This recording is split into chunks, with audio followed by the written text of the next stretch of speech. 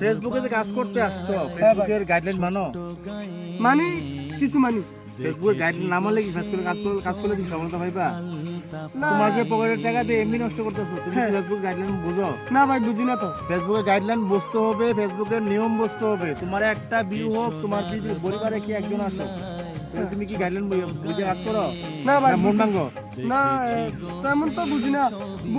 বুঝি না বিদায় তো আপনাদের কাছে আসলাম। না, আপনাদের কাছে ফেসবুকের গাইডলাইন বুঝতে হলে এমনি প্রতিদিন কি তোমার প্রতিনিয়ত কি তোমার ফেসবুকটা প্রোফাইলটা কি তুমি আপডেট দিচ্ছ? ইয়াটা না ভাই, দিচ্ছি না।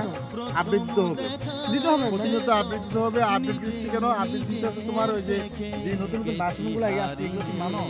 ও, তো আমি তো আপডেট দেই না। আর এই তুমি বাসন প্লে দিতে স্টোরে পারি না। দেখবা, প্লে স্টোরে দেখা তোমার নতুন নতুন যেই আপডেটগুলো দিচ্ছে এগুলো দেখবা, এগুলো দেখে সুন্দর সুন্দর ভাবে এই অনুযায়ী কাজ করতে হবে। কাজ করতে পারবা? ইনশাআল্লাহ পারবো এখন থেকে। তাইলে তুমি সফলতা পাইবা, তোমার আইডিটাও গ্রো হবে। তুমি আবে যাবে কোনো সেটিং করবা না, না জানে কোনো ফেসবুকে যে ভাইরাল হওয়ার জন্য না না কোনো সেটিং নেই। টিপস আছে তুমি বলে? তোমার পোস্ট করতে থাকো। হ্যাঁ। ফেসবুক ভাইরাল করার মালিক হলো ফেসবুক।